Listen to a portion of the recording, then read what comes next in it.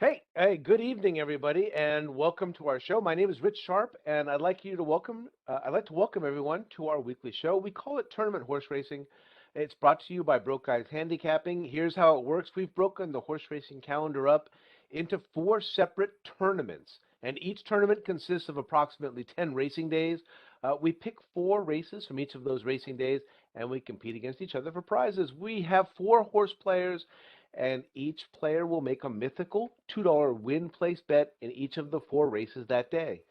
We measure return on investment, ROI, for all of us horse players out there, and the player who's got the highest ROI at the end of the day wins that race day. The horse player with the highest ROI after those 10 tournaments wins the tournament. At the end of the year, we are going to have four individual tournament winners and one year-end champion. Uh, it's all based on total return on investment for the entire year. That's how the tournament works. It's time to introduce you to our horse players. I'm going to start out here on the West Coast this time. Up to my north, it's my good friend Steve Newsom. He lives in Menifee, California. Steve, how have you been doing, man? Oh, not bad, not bad. How about yourself, Rich? I'm hanging in there, buddy. It's always good to handicap on Friday nights, my good friends. I'm going to go ahead and turn my attention here just to the south. That is in Temecula, California. Joe English. What's new, buddy? Not much. Nice, relaxed Friday night. Ready to get this show on the road. Absolutely, absolutely. Stretching all the way across the United States of America in Staten Island, New York. My last friend, it's our last racing analyst, Ray Torrado. What's new on the East Coast? How you guys doing? All right. Yeah, I'm 3 hours ahead. yeah, you're 3 hours ahead of us. You're a little closer to that Saudi Cup that we were all just uh, discussing, as we all yeah, discussed Saudi it Cup there. coming up. Yeah, it's been a good week. Yeah, kids went off, so Cool. yeah. Folks, this is just a reminder. Joe, Ray, Steve, and myself, we're all friends. We do this show for fun. We try not to take ourselves too seriously. You'll actually see that as we proceed in this show. We are not a touting service. We're not recommending, and we're certainly not selling our picks in these races. We're just horse players who love our sport. We enjoy competing against each other, and we're just having fun. We hope you enjoy horse racing, and hopefully you enjoy our show. So here we go. We will go ahead and start off with what I like to call the recap from last week. I'm going to go ahead and share my screen with everybody here, and we will bring this up and take a look at last week's results. Well, there's our form for this week's races. But before we go ahead and get to our form, we'll go ahead and take a look at last week. We were down, if I'm not mistaken, we were in Louisiana. Ooh, It was the first of the ooh, uh, Wow. yeah, I know. Everybody's going, ow. ooh, ah, and everything like that. 'Cause I showed the numbers already and things like that. And as you can see there, Ray Torrado put up a huge number down in Louisiana at the Risen Star Stakes. He scored, as you see there, it was in race number 12, and he put up quite a big number. We've been doing this little tournament here for over a year, so we've got probably 30, 40 of these tournaments under our belt, or the daily tournaments. I don't track them. I probably should. I'll probably have to start putting this together so we can just see how big that single day was for Ray. But Ray Torrado put us all to shame, as you see, for I believe that was week number 4. We are on to week number 5 here in this tournament. And we will go ahead and flip over to our quarter summary for quarter number 1 here. We call this one the preps, excuse me, before I lost that one there. And as you can see, Joe or Ray kind of catapults over Joe and leaves me and Steve kind of like sucking wind down there at the bottom. For those of you who like the handicap, you can see that one coming. I brought this up last week. The first 3 weeks had 3 different winners, and so this week we'll have our first repeat winner in quarter number 1 as we head down to Hot Springs, Arkansas, Oaklawn Park Racing Track.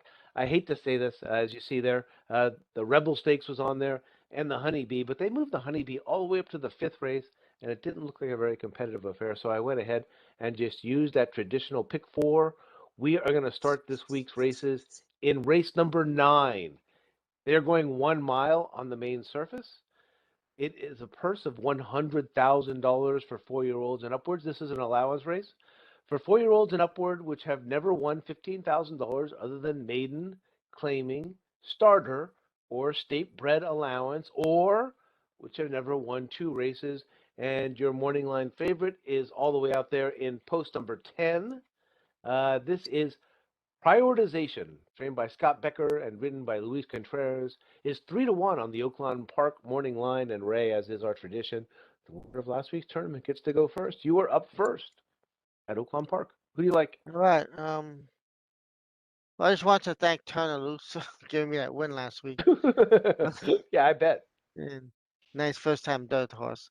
Um, well, we have here what allowance race, 9 of 1, a nice purse, $100,000. I tried to stay away from the favorite. I went to number 7, Martini Blue, lightly raced. He's had a combination of trainer Robertson, McLean, and Elvin Gonzalez. They look like they've been a little cold, but for the year they're still 17%. So maybe they're just having a little cold spell for this meet. But this horse ran last time in the same condition, same distance. Finished third, not bad. Maybe Elvin get a little more maybe forward to place this horse, but it's 27-1 last time, so I think second time going the route might do him a little better. So I picked Martina Blue. He was 8-1, so maybe you get a good price on this horse. Nice. Who's next? Mr. Joe? Newsom? No, No, actually, it's over to Steve. Steve, you're All up right, next. Steve's next. All right. I don't know. I don't know about you guys, but when you posted those numbers there, Rich, I just felt like shit just got real. Yeah, no kidding. Yeah, exactly. Especially looking at yours and my positions is like, uh-oh. I'm like, damn. This- I got Last week I went blank. the rate Yeah, this throws tournament- up this tournament 58. isn't And that I'm like, long. oh, Jesus. Last week I think I had 0. On Anyway. occasion we get 0. Anyway, I went with the 9, or I'm sorry, I went with the 1, Pat's Property.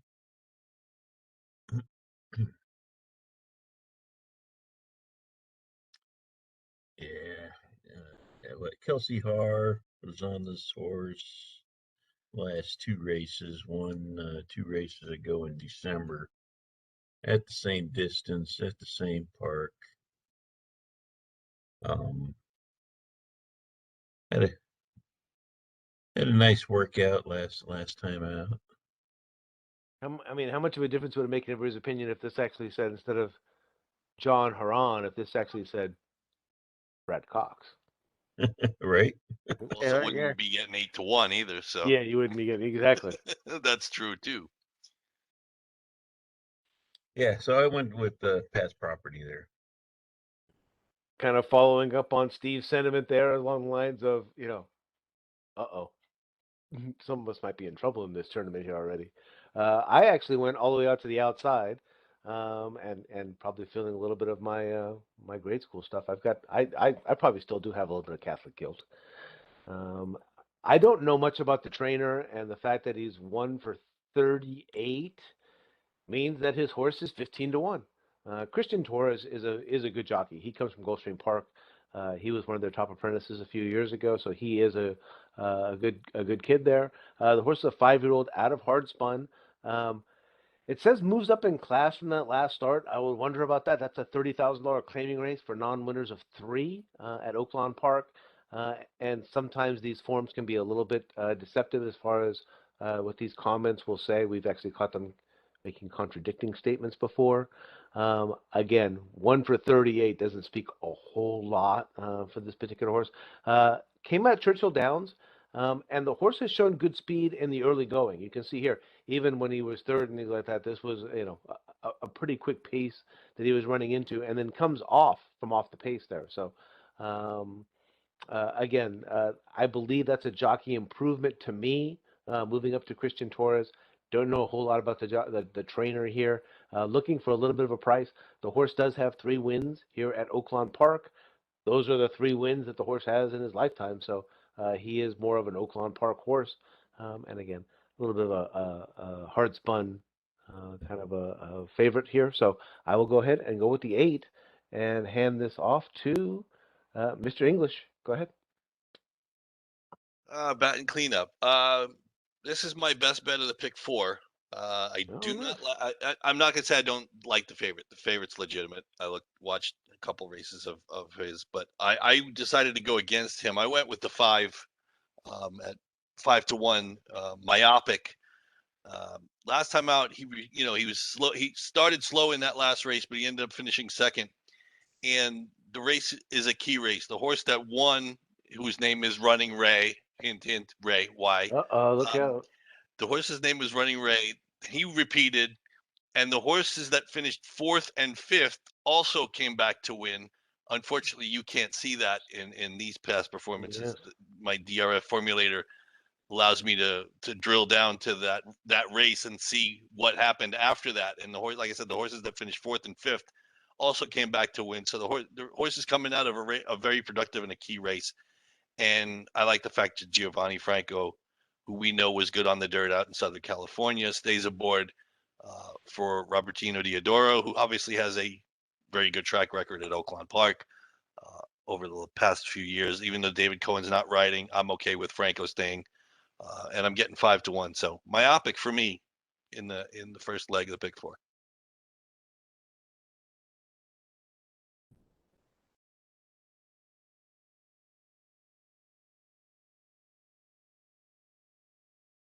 That's me.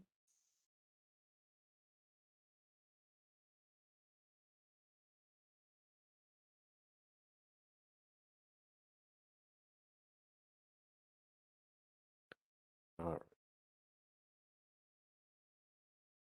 Nobody on the favorite. Nobody on the favorite. Yeah, exactly. I think No, I Ray understand. chasing. Considering where you and Steve are, I get it, Rich. Yeah. At least for you Yeah. guys, I get it. Yeah, exactly. Looking pretty bleak there, Mr. Tirado. All right. Uh, if I remember correctly, last year I had the lead and everybody came caught me. So, All right. Exactly. right. So it's a long season. One big winner. That's all it Oh takes. yeah, it's a long season.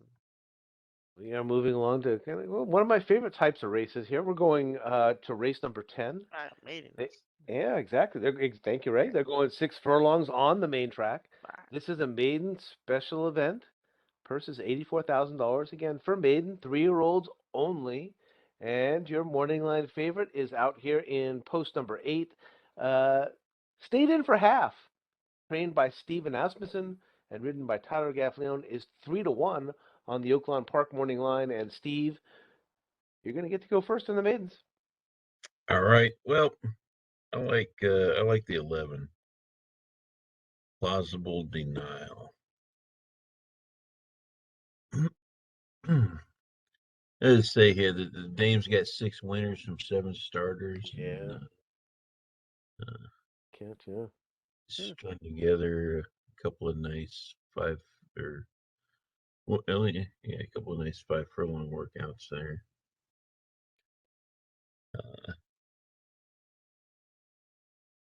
Yeah. I mean, I don't know. I don't know a whole lot about these horses. Yeah, no, it's a $375,000 purchase. So I like the fact that you caught the fact that the dam here is the one that's catching everybody's eye, right? 6 winners from 7 starters and 3 stakes winners, for God's sakes. Wow. Mom's pretty damn talented, and Dad's Pioneer of the Nile. That's Right, that's the sire of American Pharaoh. Even though he's gone now, he's still 12% with his first time starters. And no, I thought about this pick myself. I'm going right behind you. So fortunately, I did not do this. At risk of getting us all kicked off of YouTube in this race, I chose, the old familiar strategy, guys. I did not want to split my cocks, and so I went with the 2 Brad Cox horses here. I did not go with the one that's actually in the race, though. Kind of in my new little tradition here, I'm going to go with the one that's off the reservation a little bit or off the page at this point in time, at least as we're all talking. I'm hoping we'll see a scratch out of one of those 12 horses that are up there in front of us, and I will get this second Brad Cox horse into the race.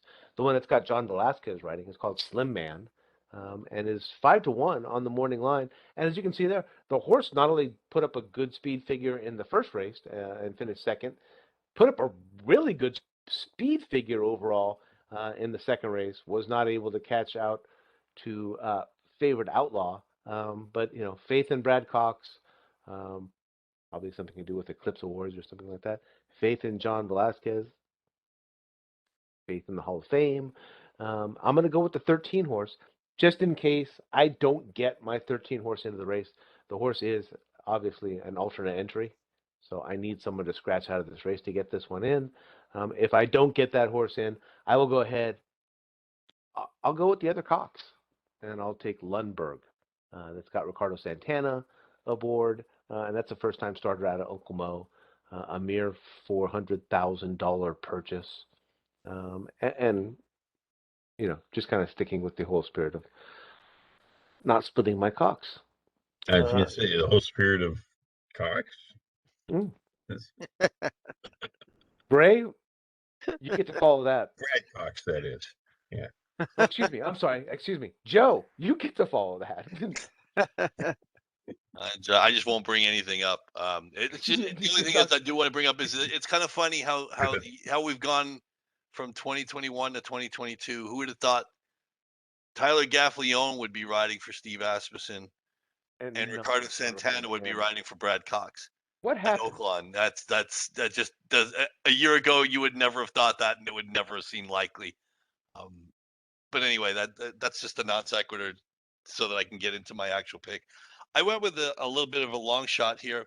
The 7 Summer in Malibu, who's 12-1 on the morning line. The horse ran at a distance last time out, and I liked the horse on the turnback. The horse showed speed, did not really tire all that badly.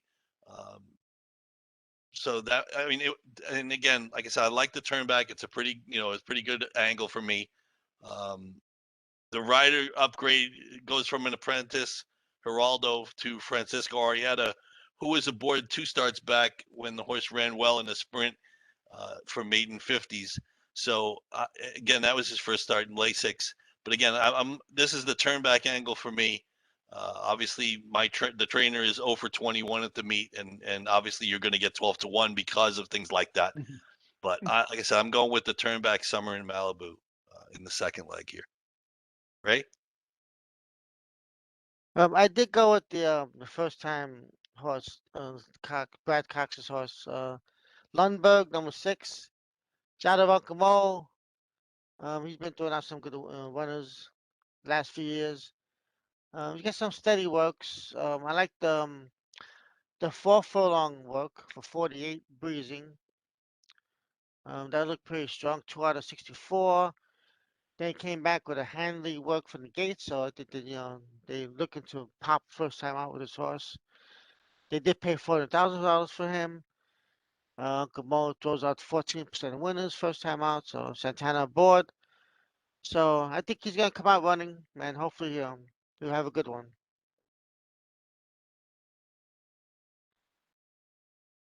Lundberg. Can't help but wonder if that's named after the character from Office Space. But Lundberg, yeah. no, Could be a hockey name. Who knows? could be. Yeah, you could be right.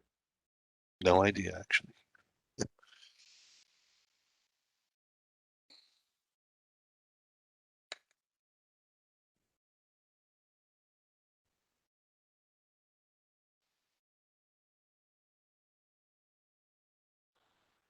All right, here we go. We are on to the feature. This is race number 11. They're going 1 mile and a 16th on the main surface. The Rebel Stakes, Grade 2, purse $1 million for 3-year-olds only. This is a Kentucky Derby points race. 50 points awarded to the winner, 20 to second place, 10 to third, and 4 points to the fourth place finisher.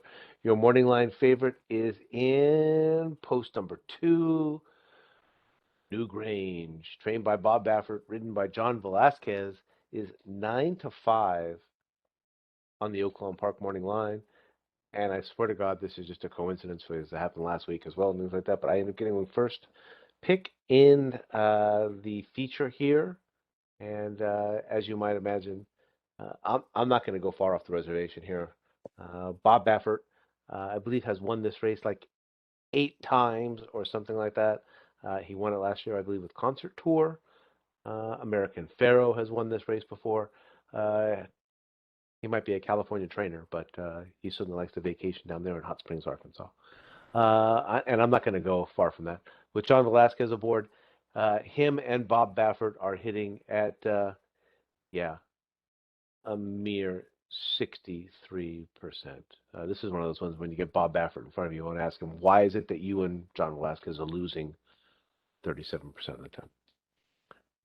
The horse won his maiden special event out here in California on the Del Mar Dirt back in November. Came right back in the Sham and beat a horse named Rockefeller. I believe that might also be a Bob Baffert horse. And then came right back again and won the Southwest Stakes. Baffert does this. This is one of his paths to the Kentucky Derby. So it's not just out of California that he comes. He also comes via this angle. And I believe that this horse is, slated to be transferred to another owner at some time in the immediate future, if I'm not mistaken. SF Racing is certainly going to want to be in the Kentucky Derby, Madaket Stables. Those are two of the big heavy hitters out here in California as far as ownership groups are concerned. They both go through Baffert, and I imagine they'll be looking to transfer this horse probably not long after this race is over. I'm going with Newgrange. Since I've been following you, Rich, I'll take Joe. it. No, it's fine. I meant to kick it over to you. No, it's fine. No worries. Well, it's funny because you were talking about the points written down. Right now, just so that everybody's aware, I know this is not. We're not going to talk about opinions, except other than what's going on in the race. But right now, even if this horse wins, he will not earn the 50 points. Right now, according to what's going on with Churchill Downs, since they run the Derby, all Baffert horses are not eligible to earn points. So even if he wins at the moment, he will not earn any points. Just so that everybody out there anybody who's watching is clear on that. Doesn't mean he can't win the race. And like Rich said, maybe he will transfer to a new trainer. But even if he wins tomorrow, if he's not running for a new trainer, he's going to have to earn points next time out, because if he doesn't, he might not get into the Derby. That aside, I actually went with the 9 Barber Road, who's 9-2 on the morning line, who's the second choice. I believe second choice. He's had 2 chuff trips in his last 2 starts. The last time he started slow and he was 4 to 5 wide, basically all the way around the track. And he finished okay. He got beat obviously by the favorite by a length and a half, but this was, to me, was as much a pick against Newgrange as it was for Barber Road. And the reason I'm picking against Newgrange is because if you just watching his 2 route races, he's had 2 super easy, super perfect trips. And I'm just getting the feeling that, can he do it again? Sure. But I'm not going to take 9-5 or 3-5 or whatever this horse goes off at to try and find out, especially considering I'm about $40 behind Ray, and 9-5 shots or even 3-5 shots, 3-5 shots, 9-5 shots ain't going to help me. So I went with the 9 Barber Road at 9-2. Ray? You can stay right there. I went with Barber Road. Yeah, I'm trying to beat Newgrange too. I don't think he's of any value for me and anybody in the Kentucky Derby and points and whatever. I couldn't care less. Let him run into the ground. No, seriously. He's had, like you say, he's had some easy races. Someday they will catch him or pass by him or whatever. And I'm picking Barber Road because they go back to Gutierrez, and I think Gutierrez is probably gonna be a little more forwardly placed with him, like like back in Churchill. Like he actually shows speed in his races, so he might just take it to Newgrange around the far turn or whatever, and make him work. And he's had a couple of route races already, so the stamina could be there, and I think he'll give him a race. And he's been running well. I mean, he finished second in the Smiley Jones, finished second in the Southwest, so he's not a bad horse. He's probably improving, so he just has to get over that little notch and give Newgrange a race, and maybe he'll just pass him by, and that's what I'm hoping for. If anything, hopefully we'll get second too. So either way, it's it's a positive horse. He's moving forward, so that's what we want to see. 5 out of 6 in the money, and he's been every race. He's in every race, since the first one. So he'll give you a run for your money, hopefully. So, All right, Mr. Newsom. Steve, Yeah. Mr. Newsom.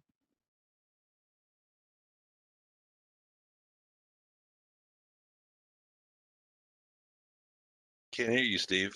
Steve, Oops, did I lose you? I thought he's no. I can see his lips moving. Uh-oh. Hold on, Steve. There Yeah, you go.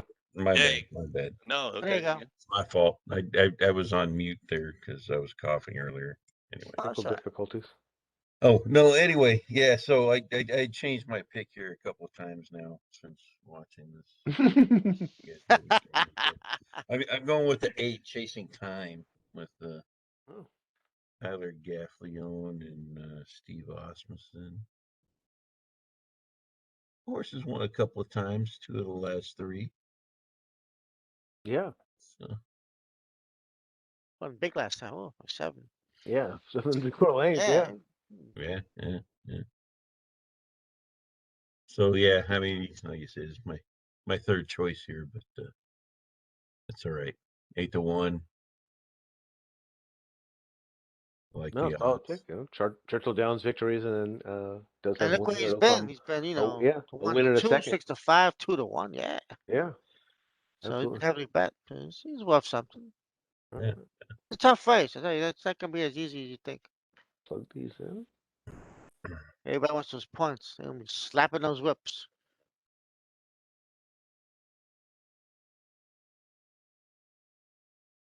All right, and here we go on to our finale. Again, a bit of a tough sequence for us tonight. I mean, only the one stakes race. Yeah. Kind of exploring your knowledge of Arkansas racing. So, speaking of exploring your knowledge of Arkansas racing, here we go into the finale. It's race number 12. They're going 6 furlongs on the May surface. It is an optional claiming race. The purse is $100,000 for Arkansas bred, which qualify under rules governing Arkansas breds, 3-year-olds and upward, which have never won $15,000 other than maiden, claiming, or starter, or which have never won 2 races, or claiming price of $20,000. Easy for you guys to say. Your morning line favorite is in post number 11. That is Rolling Fork, trained by John Ortiz and ridden by Raylu Gutierrez, is 7-2 on the Oaklawn Park morning line. And lucky you, Joe, you are up first in the state bred for Arkansas. I expected you to have a detailed explanation of what qualifies as being Arkansas bred.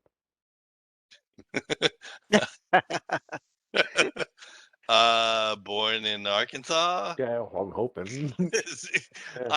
I'm just glad they have the casino and the the hotel where they can offer $100,000 purses, for For state optional bred. $20,000 claimers. That's pretty cool. No wonder there are 12 horse fields in every race in Arkansas, and Yeah. Santa Anita struggles to get 12 horses in 3 races on a stakes filled card, which we'll see next week. My pick was the 7, Heritage Park, and this is an angle I've seen before and I like myself. The horse returned from a layoff 6 months, I think from August. Actually, I'm sorry, from July to December, and the horse ran a really solid race. Tired late. The horse wasn't really used very hard, so I think they kind of let him get a race. But he was in contention till the 8th pole, where he kind of fell off, which is fine. I understand that after a layoff like that.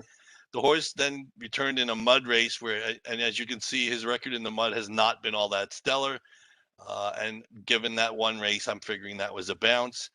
Then he came back not that long after. It was late January, where he ran another really solid race, finishing second. He got beat late, and he was even money that day, which kind of surprised me.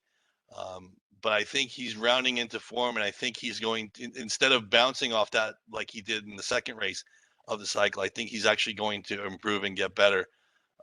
So I went with the 7, Heritage Park again. It's a good thing I'm taking 10-1 shots because, like I said, with trying to catch Ray. 9-5 and 7-2 isn't really going to do it that much unless I hit every race from now until the end of the tournament. So 10-1 on the 7 Heritage Park in the finale for me.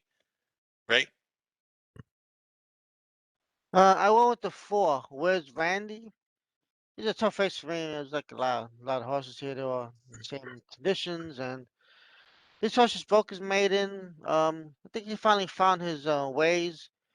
The first 2 races he broke slowly, and the jockey switch maybe might have helped Geraldo. I'm not sure. Torres to Geraldo, but maybe he suits his horse a little better. He came with a nice, on the outside, I guess, um, closing late, and he got up for the win. So I'm hoping he can repeat that, come close to it, and move forward. Randy Moss and had a sharp workout on the 21st of February, 9 out of 49. So I'm hoping he's a great horse, so he'll be easy to see on the screen. And actually, this horse, I'm sorry, the jockey Geraldo is actually an apprentice, so he gets 5 more pounds. So, but he's winning at 12%, so he should do well. Hoping for repeat. I guess not first time winners, so yeah, the price 8-1. Rich? No, actually, it's going to be Steve. Steve's Oh, going to get the Steve, I'm winning sorry, on the Steve. Arkansas Breds. Oh, okay. Well, I went with the favorite. I didn't realize it, but yeah, Rolling Fork. The 11. Yeah. Yeah. The jockey's got winning at 20% clip with sprints. It looks like is he a sprint specialist or something? He got 436 races. Ray Lugatier is a pretty good jockey. Yeah, He's running New York, yeah. actually, it's funny if you look at more than half his races are route races, but Oh, are they? Yeah. Oh, well, 927 versus 436. So yeah. Oh, okay. Okay. He's a good jockey. I don't know all the No, numbers. he's solid. No, He's I an mean, NY, yeah. He used to be working in New York. definitely solid. He went from Yeah, New York. He's been riding some at Oaklawn and some at Fairgrounds too. So yeah. and some at Sam It seems to Houston. be pretty hot right now, so but 6-3-1 in the last 16 races. Yeah, the top, two of the top choices here were both by the same sire, Midshipman. You got Navy SEAL and Rolling Fork are both out of Midshipman here. Again, I was trying to, me and my fondness for looking up the sires and things like that, and that was what I was trying to find on the angle here. Is these are Arkansas breds. I don't know Arkansas breds. I'm sorry to the Walton family, but um, I ended up down here on the 8, not making a name play, but going with Mochakta, trained by John Prather. He looks like I don't know much about the jockey or the trainer here, John Prather, but at least he's 18% as far as this meet is concerned. The sire is Mo for the Money, who is a son of Uncle Mo. So looking on that angle, I do know Ramon Vasquez. And it looks like at least Ramon Vasquez and John Prather have at least something of a connection here. They have raced 11 times. And they have a 27% win percentage. The horse wasn't quite good enough to make it to the maiden special weight ranks there at Oaklawn Park. But you can see, as a result of that, he was just 90 cents on the dollar in his first race and won by 11 lengths. So that's what you're supposed to do when you're a first-time starter. That's 90 cents on the dollar. Came back and was favored in his second race as well. So people actually believe that this horse had at least a little bit of something. And for at least half mile, maybe 3/4 of a mile, it looked like the horse did have something. And then finished 10 lengths back. Not crazy about the gave way when headed, but that was the first try against winners. This is a second try, and I thought the horse was worthy of that. 5-1. Again, the tournament's not over. I don't need to try and throw a bomb on every single pass to try and catch up to Ray, so I can try and chip away at his lead a little bit still at this point in time. And I thought 5-1 was a square price on a horse that, again, debuted in the maiden claiming ranks and did what you're supposed to do in the maiden claiming ranks, and then came in and got proverbially the head kicked in against winners. But I thought it was still a fair effort, and I'm going to give it a try with Mo for the money and Uncle Mo in the sire line. So I went with the 8.